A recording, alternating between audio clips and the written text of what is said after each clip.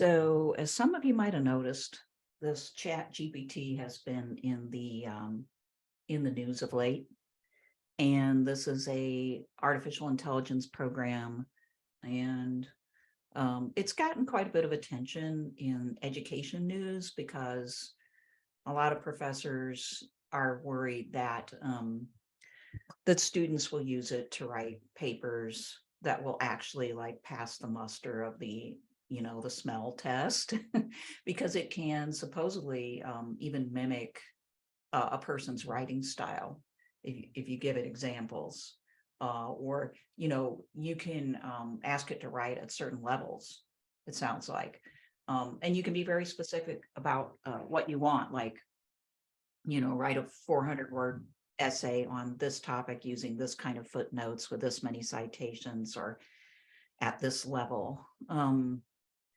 And so there are mixed reactions to this, even from the educational set. I've watched a number of videos from the K-12 folks, and many of them that are out there, I guess, who've heard of it so far and have a reaction are kind of sanguine, to positive about it, where they think, oh, I can get my students to write good papers now, and they will learn, because it will generate knowledge. They will learn how to write well. They will learn about the topic. And so they seem to be thinking of ways that they can kind of fit it into their educational program. And I have to assume that it's not just ChatGPT that they're talking about, but it is the latest and most dramatic example of artificial intelligence and what it can do. And I think it kind of came out of the blue to a lot of people that this could be this effective at generating reports. So anyway, I found that interesting because as a professor, I wonder, already when students come to us, they have very like I don't know what you would call it, varied levels of preparation, let's say, with students who come from very say wealthy areas, having good preparation, knowing how to write, knowing how to do a research paper, how to do presentations and things like that, and students coming from poor rural or inner city areas, not having those things. So there's a really broad like spectrum already, and even in the students who come from school districts where they have the resources, that doesn't guarantee they actually learned anything. It's harder to find students who come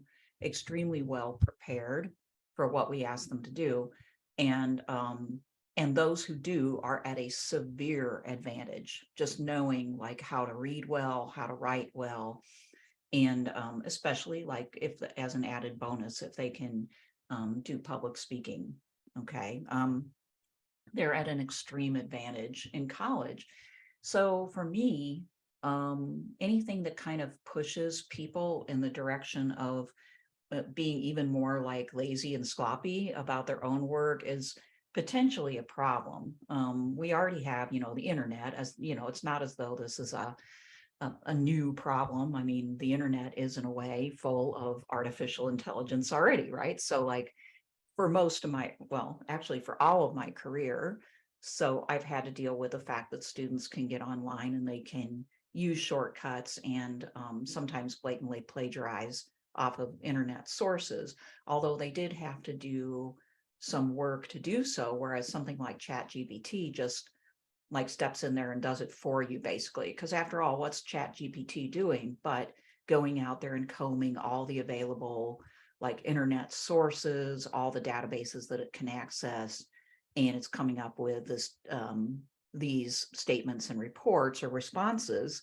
But that's coming from somewhere. It's coming from sources that have created it, right? So like it is not that far removed ethically from like direct, um, at least from the point of view of intellectual property, it it does somewhat the same thing, as in taking people's intellectual property and sort of mashing it up and then allowing somebody else to use it with or without attribution. Just kind of depends on whether you ask for attribution. So, so it worries me that something like this, it represents an acceleration of technology that does affect um, education at all levels. And I think further privileges those who already come prepared and are highly motivated. Because people like that who think of themselves as folks who are going to be on top of the social heap because maybe they're they come from a background where they already are and the expectations are high. Many of them will, they know that they get that message from their families and from society, and they will make themselves learn. And something like ChatGPT will just be another tool in their toolbox, but they will know how to read it, how to use it, what it means. Okay, just like people today can self-educate if they're highly motivated by listening to these videos, by reading all sorts of Wikipedia articles and encyclopedia articles and listening to lectures and so on. I mean, people can do that, but we have to realize it is a small motivated minority that's either motivated because of their background or sometimes just because of their general personality, but not everybody is so motivated. And I would say, from experience, that the vast majority of people are not. So I think that artificial intelligence, as it gets better in education, will ramp up the disparity. And I think that we ought to anticipate that and address it. And another thing is, I mean, as an instructor, I realize at some point, and it may be very soon, if this gets really off the ground and is used, and let's see, these things multiply and it becomes just like too normal, then I might go over to just oral examinations, just sit down and talk to my students, or questions in class directed to individuals and graded. Um, well, that makes it harder for some students over others. I don't know about you, but when I was younger, believe it or not, I had a real phobia about like speaking up in a social setting. Um, Now I realize that it's in the best interest of all students to get over it, which is partly why I say, like, it is a severe advantage when a student comes prepared to do this kind of speaking.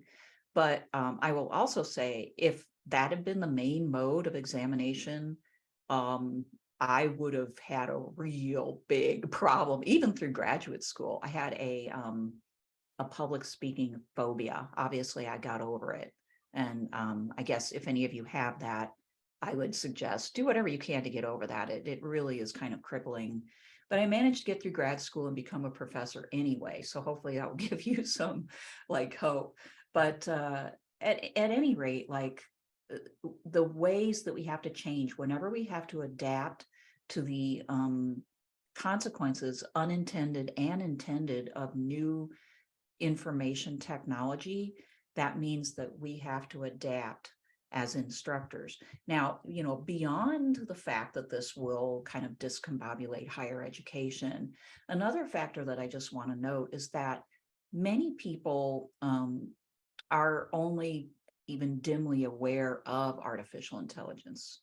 For those of you who are watching these videos, that might be kind of surprising because you probably are a little bit more aware of political, social, and economic trends just because you've selected into this type of subject matter.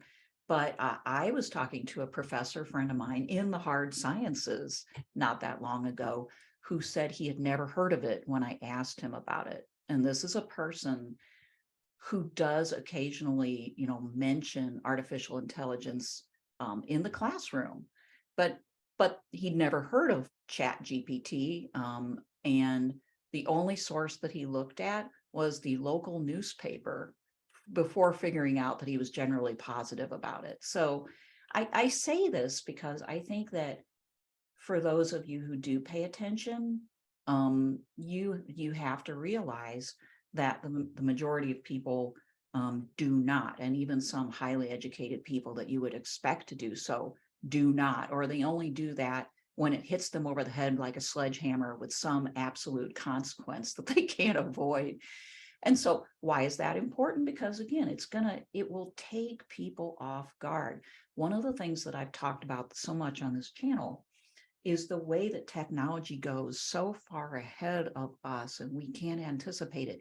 And maybe especially the people in society who are over 50, who generally run things. Okay, we're seeing this with Congress for sure, right? Like people who generally run things, like CEOs as well, people in charge of businesses who, they don't know enough about the trends regarding information technology to be able to even anticipate the social, economic, ecological, etc. problems and opportunities related to this for society.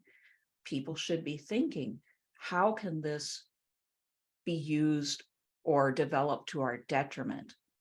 How could this be used or developed according to our benefit? How should it be used? But we never do that. Instead, the technology always, and it is right now, absolutely getting out of the gate well ahead of anybody even looking at the gate, really. I mean, not enough people, especially people in positions of power, because they all tell themselves, people over 50 have the annoying habit of telling themselves that they can't understand anything about technology. And so then they lazily leave this up to young people, experts, technologists. Many technologists are really good people, but they don't necessarily come equipped to deal with the social, political, moral, philosophic, all these various ramifications. They aren't social planners. They aren't hired to do that. They're hired to solve technology problems and to innovate. And so, looking to them or saying, well, you deal with it, usually ends up being just sort of like, well, of course, technology is positive. I just don't know anything about it. And these young people do. And so we'll just let them run free with that.